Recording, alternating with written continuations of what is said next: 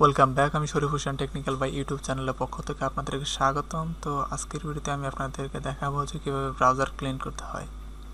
অর্থাৎ আমরা কম্পিউটারের ক্রোম ব্রাউজার, তারপরে ফায়ারফক্স ব্রাউজার, তারপরে মাইক্রোসফট এডজি, এগুলো কীভাবে আপনি ক্লিন করবেন সেই ক্লিন করার ভিডিওটাই আমি আপনাদেরকে দেখাবো। ক্লিন করার জন্য প্রথমে আমি বেছে নিয়েছি আমার এই ক্রোম ব্রাউজারটা, যেহেতু আমি বেশিরভাগ ব্রাউজ করি এই ক্রোম ব্রাউজার, সেহেতু আমি এই ক্রোম ব্রাউজারটাই আমি আপনাদেরকে প্রথমে দেখাবো। তো ক্লিন করার জন্য আমাদেরকে যেতে হবে হচ্ছে ব্রাউজারের রাইট সাইড কর্নারে একটা অপশন আছে, সেটা হচ্ছে থ্রি ডট অপশন আছে, customize and control Google Chrome. এই থ্রি ডট অপশনে ক্লিক করার পরে আমাদেরকে এখান থেকে যেতে হবে হিস্টোরি অপশনে। এখান থেকে আমরা হিস্টোরিতে ক্লিক করব অথবা কন্ট্রোল এইসে ক্লিক করলে আমাদের হিস্ট্রিটা চলে আসবে। তো আমি সরাসরি হিস্ট্রিতে ক্লিক করছি। ওকে, হিস্ট্রি অপশনটা চলে আসছে। হিস্ট্রি অপশন চলে আসার পর দেখেন এখানে লেখা আছে today and Saturday. Today Saturday October 30, 2021, অর্থাৎ আজকের তারিখটা দেখাচ্ছে। অর্থাৎ আজকে পর্যন্ত লাস্ট আমি ক্রিয়েটেড বাই কামতাস স্টুডিও 8 এই সাইটে আমি ক্লিক করছিলাম। অর্থাৎ আমি যে ব্রাউজিং করেছি সেই ব্রাউজিংগুলো দেখাচ্ছে। এখান থেকে আমি এই সাইটে ক্লিক করেছিলাম, তারপরে এই ইউটিউব ব্রাউজিং করছি, তারপর ফেসবুক ব্রাউজিং করছি, সাইট ব্রাউজিং করছি, আবার গুগল ব্রাউজিং, তারপর আবার ফেসবুক ব্রাউজিং, তারপরে আবার ইনস্টাগ্রাম ব্রাউজিং, এই ব্রাউজিংগুলো করছি। তো আমি যদি চাই যে আমি একটা একটা করে ডিলিট করব, যে আমি চাচ্ছি যে আমি এখান থেকে শুধু এই ব্রাউজিং এইটা আমি ডিলিট করব, এখান থেকে চাইলে কিন্তু আমি এটা ডিলিট করতে পারি, আর সবগুলোই ঠিকঠাক থাকবে। এখান থেকে আমরা এই যে ডিলিট অপশন রয়েছে, এই ডিলিট অপশন থেকে আমরা এটা রিমুভ করে দিতে পারবো। বাস, এটা কিন্তু আমার এখান থেকে ডিলিট হয়ে গেল। তারপরে যদি চাই যে আমরা বেছে বেছে ডিলিট করবো, সেক্ষেত্রে এখান থেকে বেছে বেছে আপনি ডিলিট করতে পারবেন। তো আমি চাচ্ছি না যে বেছে বেছে ডিলিট করবো, আমরা এখান থেকে চলে যাব হচ্ছে ক্লিয়ার ব্রাউজিং ডাটা। এখান থেকে সবগুলোই আমরা ডিলিট করতে চাচ্ছি। ওকে, ক্লিয়ার ব্রাউজিং ডাটাতে চলে গেলাম। চলে যাওয়ার পরে এখান থেকে এটা হচ্ছে বেসিক অপশন।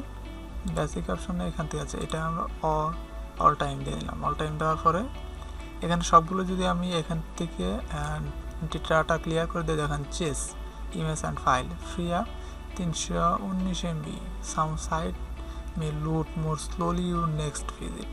অর্থাৎ পরে যখন আপনি ভিজিট করবেন একটু স্লো করতে পারবে। এখানে 319 MBর মতো জায়গা আপনি যে ব্রাউজিং করছেন সেক্ষেত্রে এখানে লুট হয়েছে। তারপরে cookies and other site data, অনেকগুলো সাইটে যখন আপনি সাইন ইন করছেন সেইগুলোতে আর সাইন ইন করতে হয় না, সেগুলো মানে এখানে জাঙ্ক ফাইল হিসেবে রয়েছে। Browsing history, clear history including the search বক্সগুলো একদম ক্লিন হয়ে যাবে। তারপরে এইগুলো সব ক্লিন হয়ে যাবে। তো এইটা হচ্ছে বেসিক মোড। বেসিক থেকে আমি অ্যাডভান্সে ক্লিক করলাম। অ্যাডভান্সে ক্লিক করার পরে এখান থেকে টাইম রেঞ্জ আছে, এখানে অনেকগুলো অপশন আছে, যেমন last hour, last 24 hours, last 7 days, last 4 weeks, all time. এখানে যদি আপনি ক্লিক করেন যে লাস্ট 24 আওয়ার্স, তো লাস্ট 24 আওয়ার্স অর্থাৎ সর্বশেষ 24 ঘন্টায় যা ব্রাউজিং করছেন সেইগুলো শুধু ক্লিন হবে, আর বাকিগুলো কিন্তু ক্লিন হবে না। তো আমি চাচ্ছি যে এখান থেকে যা আছে সব একদম সব ক্লিন করে ফেলবো, এই জন্য আমি এখান থেকে অল টাইমে ক্লিক করে দিলাম। বাস, অল টাইম। তারপরে এখানে লেখা আছে যে ব্রাউজিং হিস্ট্রি, এখানে টিক মার্কটা অটোমেটিক্যালি দেওয়া থাকে, আর যদি না দেওয়া থাকে আপনি এখান থেকে দিয়ে নেবেন। তো এখানে লেখা আছে ব্রাউজিং হিস্ট্রি, এখানে 1623টা আইটেম রয়েছে, যে আমি যে সমস্ত বিষয়গুলো ব্রাউজিং করছি। তারপর ডাউনলোড হিস্ট্রি 122টা আইটেম রয়েছে যেগুলো আমি ডাউনলোড করেছি। Cookies and other site data রয়েছে 366টা সাইটে। তারপর চেস অ্যান্ড ইমেজ আছে 319টা। Password and other sign in data, অর্থাৎ এটা আমাদের সাইন ইন করা নাই। এটার মধ্যে যদি আমরা টিক মার্কটা দিয়ে দিই তাহলে আমাদের কি হবে, এখানে যদি আমরা টিক মার্ক দিয়ে দিই, আমি চাইলেই এখান থেকে শুধু ফেসবুক অ্যাপ লিখলেই বাস আমার কিন্তু ফেসবুকটা চলে আসছে। আমি এখান থেকে সরাসরি ফেসবুকে ঢুকতে পারবো। আমার এখানে এখন বর্তমানে ইন্টারনেট নয়, সেজন্য আমি দেখাতে পারছি না। আচ্ছা, তারপরে ফেসবুক, যেমন ফেসবুক, জিমেইল, তারপর work, YouTube, Facebook, Twitter, LinkedIn সবগুলোতেই আমার কিন্তু লগ ইন করা আছে, সাইন ইন করা আছে। আমি চাইলে কিন্তু এখন ঢুকতে পারবো। আর এখানে যদি আমি টিক মার্কার দিয়ে ডাটা ক্লিয়ার করে দিই তাহলে পরবর্তীতে কিন্তু আমার ইউজার আইডি এবং পাসওয়ার্ড দিয়ে আবার নতুন করে লগ ইন করতে হবে। তো আমি চাচ্ছি যে আমি লগ ইন করবো না, কিন্তু আমার ডাটা সব ক্লিয়ার হয়ে যাবে আর কি। এই জন্য এখান থেকে আমি টিকমার্কটা উঠিয়ে দিলাম। অটো ফিল ফ্রম ডাটা, ওই সেম একই অপশন, যে সমস্ত সাইটে আমি ভিজিট করেছিলাম সেগুলো অটো ফিল রয়েছে, অর্থাৎ আমার বারবার ওইখানে আর ক্লিক করতে হবে না, লিখতে হবে না। আমি শুধু ফেসবুকের জন্য এফ লেখার পরে ইন্টার দিলে আমার ফেসবুকে কিন্তু লগ ইন করতে পারতেছি। ওইখানে কিন্তু আমার ইউজার আইডি এবং পাসওয়ার্ড দিতে হচ্ছে না। তারপর টু সাইট সেটিং, অর্থাৎ দুইটা সাইটে আমার মানে ঢোকা আছে, লগ ইন করা আছে, হোস্টেড অ্যাপ ডাটা। আচ্ছা, এখান থেকে আপনারা যেহেতু আপনারা একদম ক্লিন করে ফেলবেন, মোট কথা হচ্ছে আপনি যদি একদম ক্লিন করে ফেলেন তাহলে সোজা সাপটা এখান থেকে সবগুলোই টিক মার্ক দিয়ে দিবেন, টিক মার্ক দিয়ে ক্লিয়ার ডাটাতে ক্লিক করবেন। তো আমি এটাতে আপনাদেরকে ক্লিয়ার করা দেখাবো না, আমি এই যে ফায়ারফক্সটা ক্লিয়ার করে দেখাবো। আমি এই জন্য আপাতত এটা বাতিল রাখতেছি। ওকে, ক্যান্সেল করে দিলাম। এখান থেকে আমি যেহেতু আপনাদেরকে এটা ক্লিন করে দেখাবো, এটা ক্লিন করার জন্য সেম একই অপশন, এখানে ওই যে 3 ডট অপশন রয়েছে, ফায়ারফক্স ক্লিক, তারপরে এখান থেকে আমরা হিস্ট্রিতে ক্লিক করব। হিস্ট্রিতে ক্লিক করার পর সর্বশেষ আমি কি এই যে ফেসবুক নামে ফেসবুকে আমি সাইন করতে ট্রাই করতেছিলাম। তো এখান থেকে আমাদের অনেকগুলো থাকতে পারে, যেহেতু আমি সর্বশেষ ওই রকম কোনো কিছু ব্রাউজ করি না, সেহেতু এখান থেকে আমরা ক্লিয়ার রিসেন্ট হিস্ট্রিতে ক্লিক করব। ক্লিক করার পর সেম একই অপশন, এখান থেকে ওই অপশনগুলো চলে আসছে। তো এখান থেকে এভরিথিং দিয়ে দিব।